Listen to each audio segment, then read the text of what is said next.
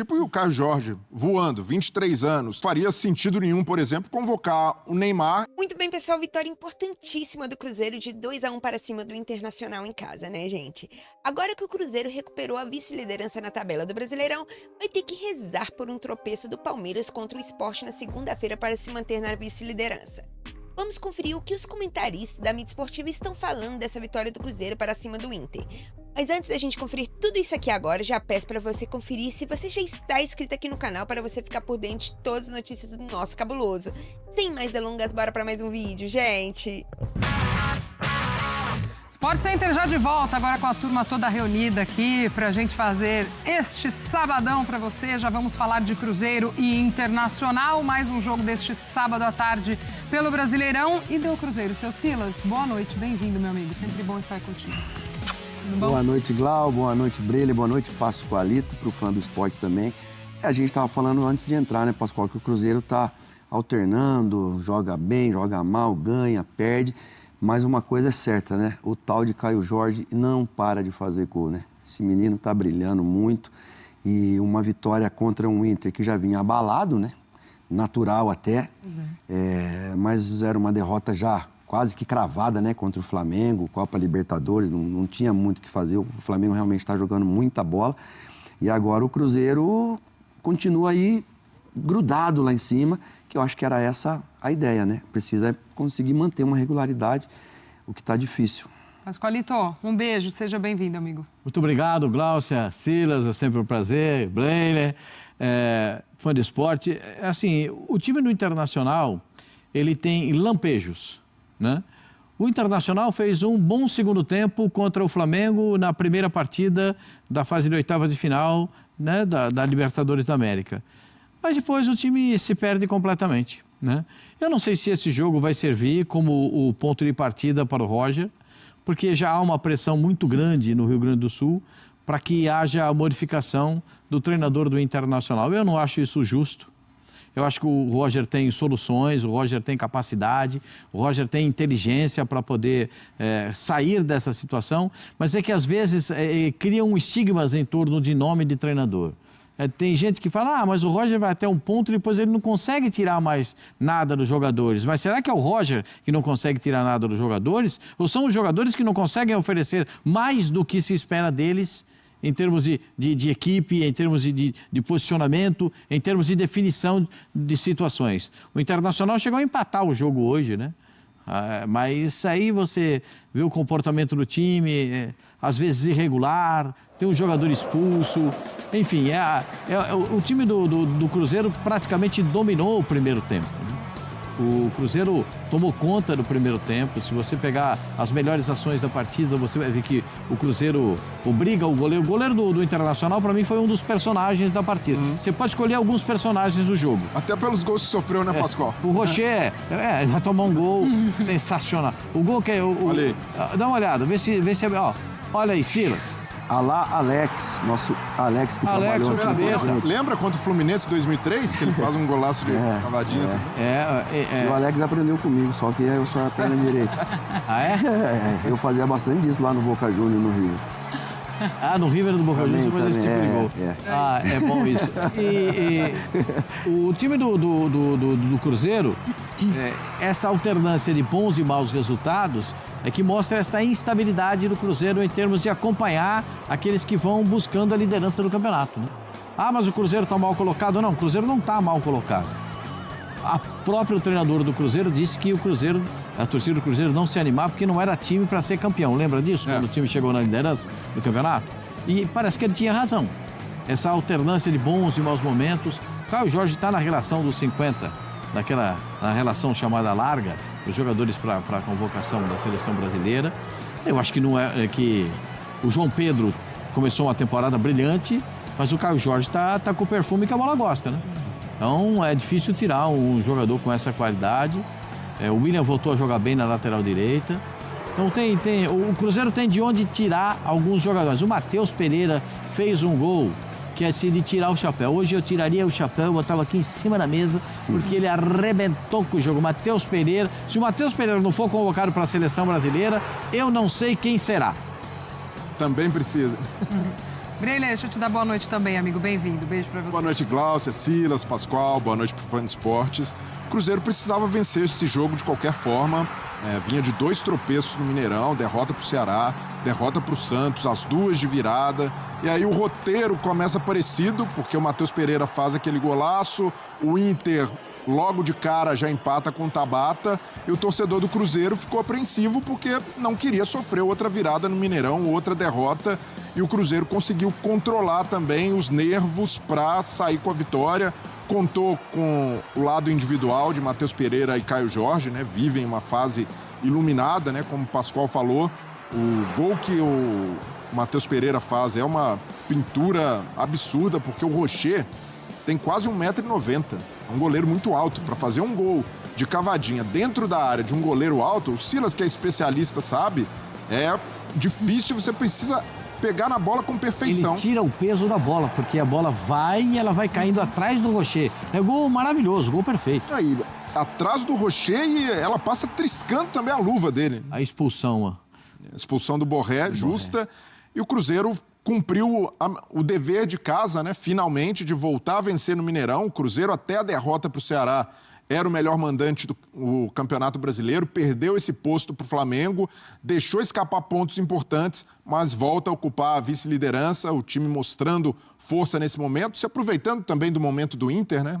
Eliminação, ainda baqueado, desgastado pelos 3 jogos em sequência contra o Flamengo, mas o Cruzeiro soube também, acho que não foi um jogo brilhante, o Cruzeiro já jogou mais do que isso com o Leonardo Jardim, mas foi um jogo para confirmar que o Cruzeiro também sabe lidar com essas oscilações. E, como o Pascoal falou, o momento do Caio Jorge é especial. O Caio Jorge chega a 15 gols, artilheiro isolado. 15 gols tiveram os artilheiros do Campeonato Brasileiro no ano passado. O Alejandro e o Yuri Alberto, e o Caio Jorge, em 20 jogos, né, que é o que o Caio Jorge tem no campeonato, já igualou essa marca, 20 participações em gols, porque também tem 5 assistências, disparado o melhor jogador do Campeonato Brasileiro.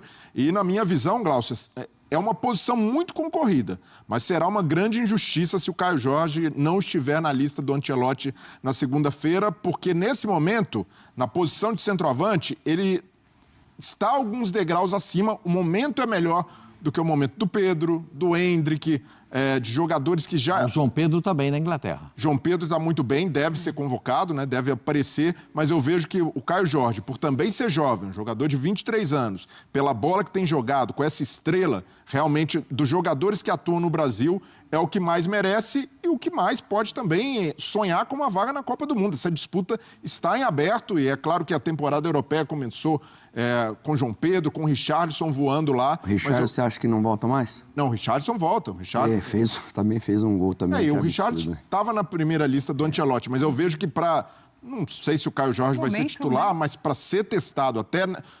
com um objetivo já com a seleção classificada, eu vejo que o Caio Jorge seria um ótimo nome também para aproveitar esse momento de confiança que ele tem. Até porque o gol que ele faz é um cara que está com... A cavadinha que ele dá é espetacular. Pois é, e ele tem feito gol todo jogo, Pascoal, mesmo quando o Cruzeiro perde. E os 2 próximos jogos da seleção brasileira, digamos assim, são factíveis, né? A seleção do Chile é a baba do boi cansado, né? É um negócio.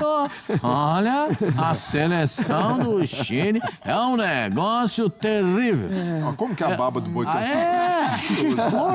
O time do Chile é um negócio, assim, assustador para quem já viu o Chile ser campeão, inclusive, da Copa América, né? Para quem já viu o Chile de alguns jogadores, como Isamba Morano, Caselli, eu posso enumerar... o Vidal mesmo, né? Vidal, posso enumerar um monte de jogador chileno com muita categoria, Vargas jogadores de primeiro mundo. E jogaram na Europa com muito brilhantismo também. Agora, e depois vai jogar contra a Bolívia. É que o jogo contra a Bolívia, da seleção brasileira, deve ser levado para o estádio de El Alto, que é o estádio onde tem o aeroporto, que fica a 4.000 metros acima do nível do mar. É alto mesmo. É alto mesmo. Então,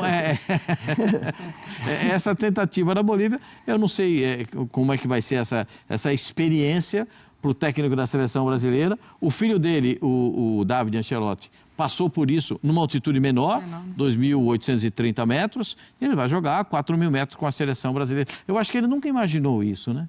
É que Dom Carlos, acho que ele nunca imaginou jogar 4.000. né, Pascoal? Não, eu já tive lá. Assim, Não, que o Ancelotti estaria nessa situação, né? Nem ele, nem nós. Então, porque é o seguinte, jogar 4.000 metros é complicado. É complicado. Jogar 3.660, que é La Paz, o aeroporto fica a 4.000, aí você desce até La Paz. Agora, se você vai jogar lá no estádio de El Alto, que é lá em cima, perto do aeroporto, é pior. Ou então, vai jogar em Oruro, 4.100, acima do nível do mar. Mas até por isso eu levaria mais sangue jovem, Pascoal, para lidar com esse tipo. E o Caio Jorge, voando, 23 anos, pedindo passagem, aproveita João Pedro, pega esses caras... João Pedro também é novo. E faz um time mais rejuvenescido para lidar com esse batido. Não faria sentido nenhum, por exemplo, convocar o Neymar e deixar jogadores de mais pulmão, de mais físico. Neymar, esse é outro caso que a gente vai ter que pensar, né? Porque com essa nova lesão, com esse edema, a CBF comunicada que ele tem um edema na coxa, puxa vida. A gente vive essa expectativa e às vezes tropeça com a realidade. Né? Vamos trazer de novo aqui para o nosso jogo Cruzeiro e Internacional os números dessa partida.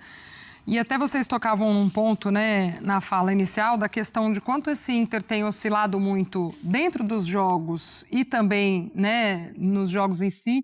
E também é o caso do Cruzeiro, né? O Cruzeiro também tem alternado muita coisa. Eu acho que é o que tem sido problema para os dois lados. Mas aí, no lado do Internacional, a desclassificação, enfim, né? O contexto geral, acho que acaba pesando muito mais. Está aí na nossa tela, ó, posse de bola 44,5 a 55,5, finalizações 15-4, certas 7-3, ações na área rival 16-12, escanteios 5-1. Óbvio que para esse Internacional também esse revés de hoje acaba pesando mais, já por conta dessa pressão do Roger. E para um Cruzeiro, pensando que meio de semana já temos Copa do Brasil e temos um jogo grande, um clássico, chegar ainda ali entre os primeiros do Brasileirão, com a confiança um pouco melhor, também é importante esse jogo de hoje. Esse é um resultado que, primeiro, traz paz para o elenco, né? Porque vinha de 2 derrotas e um empate, se não me falha a memória. Vinha 3 jogos sem vencer, 2 derrotas em casa e um empate fora. Teve o jogo contra o Botafogo, né? Que vence fora de casa, mas eram 2 derrotas em casa e o empate com o Mirassol. E o empate com o Mirassol. Então, assim, precisava dar uma resposta para a torcida, principalmente em casa. Porque o torcedor do Cruzeiro vai. O torcedor do Cruzeiro compra a ideia do Cruzeiro dentro da competição. E hoje foi o dia, né? Hoje todos esperavam pela vitória do Cruzeiro, veio a vitória. Acho que, se você analisar todo o contexto da partida, os números mostram claramente o que aconteceu no jogo. É só você ver o número de acertos nas finalizações, você vai ver que o Rocher foi um dos personagens do jogo, o goleiro da equipe do Internacional, que fez algumas defesas espetaculares. Agora, o time do Cruzeiro tem que encontrar o padrão de jogo. O que é padrão de jogo para você que está em casa? É encontrar uma estabilidade, uma linha de regularidade. E é difícil encontrar isso. É difícil. A gente encontra o padrão de jogo no Flamengo, a gente já não vê no Palmeiras, a gente já não vê no Botafogo, a gente não vê no Atlético Mineiro, porque são estilos de jogo que ainda precisam de complementação, não estão definidos de maneira ampla. A vantagem, Pascoal, desculpa, é que o Cruzeiro tem uma estrutura pronta que funciona bem, né? Quando joga com essa formação aí, completa, os 11, e hoje foi, né? O William voltando, Matheus Pereira, Caio Jorge, Wanderson e Christian nas pontas, o Cruzeiro flui melhor e joga na rotação que o Leonardo Jardim sempre pretendeu para o time.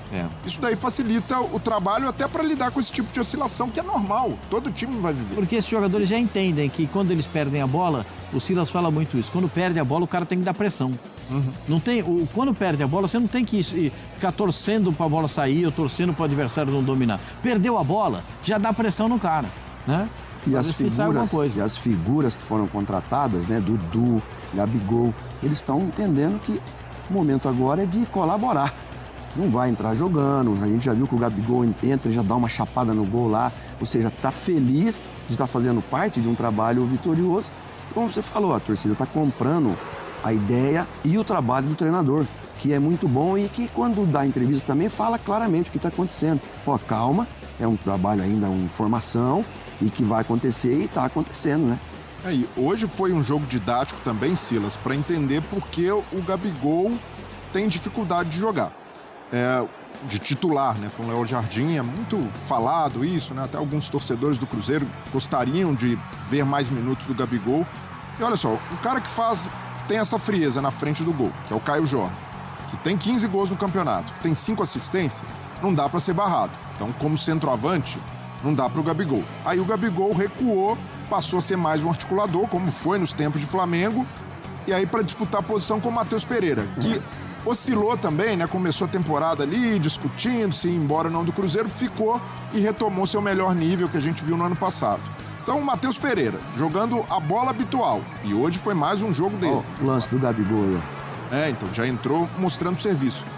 Fica difícil para falar em Gabigol titular. E o Gabigol, como o Pascoal falou, tá muito tranquilo em ser um coadjuvante no Cruzeiro, porque sabe que o Leonardo Jardim não está cometendo injustiça, não está de sacanagem com ele, está simplesmente respeitando um momento melhor dos concorrentes na posição. E o Cruzeiro, até o Gabigol, mesmo quando entrou, e acredito que alguns cruzeirenses têm isso, né? Quero ver mais o Gabigol, ele mostra que tá afim, ele mostra vontade, ele tenta se adaptar, mas hoje, indiscutivelmente, não há espaço para o Gabigol titular, porque o motivo principal, os titulares, Matheus Pereira e lá na frente o Caio Jorge, são donos da posição, tomaram conta, estão no momento melhor e se adaptam melhor pelas características ao modelo de jogo do Leonardo Jardim. Mas para o Cruzeiro é um luxo, sim, ter o Gabigol no banco, o Gabigol motivado, o Gabigol que não tem criado o caso, e isso para mim não deveria ser assunto. O jogo contra o Inter mostra mais uma vez que o Leonardo Jardim acerta em ter Caio Jorge como referência e o Matheus Pereira como articulador principal. E aquele lance do Borré ali, aquilo ali já é calentura de quem está no momento delicado. É espanhol, né? Calentura é cabeça quente, o cara já está... porque ele entra uma vez, ele entra na segunda aí, ele estava como reserva, ele entra no lugar do Ricardo Matias. Depois. Então, assim, entrou... Aquela expulsão foi aos 64 minutos, ou seja, começo de segundo tempo, 15 minutos de segundo tempo praticamente, 10 minutos de segundo tempo. Acabaram de entrar. Então, você vê que já é um reflexo do ambiente, ele e o Ener Valencia já perderam lugar para o menino, mas para o Roger não foi bom porque o menino não aconteceu ainda. Começou bem, deve ter uma continuidade boa também, mas o Inter foi um dos que melhor contratou e mais contratou. Mas com todo esse elenco, quando o Alan Patrick não está jogando, é um Inter diferente. O Alan Patrick bem, né? Porque ele é o articulador. Hoje não brilhou o Alan Patrick? Não, já faz alguns jogos que está com um peso muito em cima dele e não está acontecendo. Foi o que você falou. Contra o Flamengo no Maracanã, nas oitavas, no jogo de ida, primeiro jogo. Segundo tempo. E contra o Atlético Nacional de Medellín também. Eu perguntei para o Roger no intervalo. O que você falou para o Alan Patrick no intervalo? Ele falou, você viu a jogada que ele fez? Ele brincou comigo, né, o Roger? Porque realmente ele acabou com ele fez os 3 gols. Mas depois que o Inestrosa foi expulso. Então, assim, é um Inter num momento delicado. Então, já que vocês... É isso aí, pessoal. Com os golaços de Matheus Pereira e Caio Jorge, o Cruzeiro venceu o Internacional de 2-1 nesse sábado, dia 23, no Mineirão, pela 21ª rodada do Campeonato Brasileiro. O time celeste encerrou um jejum de 9 anos diante do adversário e interrompeu uma sequência de 2 jogos sem vencer no torneio. Os gaúchos diminuíram com o gol de Bruno Tabata, né? A vitória deixa a Raposa com 40 pontos momentaneamente na segunda posição. A permanência dependerá do resultado do Palmeiras contra o Sport na segunda-feira, dia 25, às 19 horas. O Cruzeiro e Atlético só começam a medir forças pela quartas de finais da Copa do Brasil a partir de quarta-feira, dia 27, mas a rivalidade entre as equipes já foi sentida nesse sábado, dia 23, no Mineirão, né, gente? Já que no primeiro tempo da partida, a Raposa com o Internacional pelo Brasileirão, a torcida celeste provocou o arquirrival. Cruzeiro e Atlético decidem uma das vagas da semifinal da Copa do Brasil. E de acordo com o sorteio realizado pela CBF, o duelo de ida será na Arena MRV na próxima quarta-feira, dia 27. Já o jogo de volta será no dia 11 de setembro no Mineirão. Vou ficando por aqui, mas já deixe sua opinião nos comentários. Não se esqueça de deixar o seu like, se inscrever no canal para que eu possa sempre estar trazendo mais cortes do nosso cabuloso. Até o próximo vídeo, gente!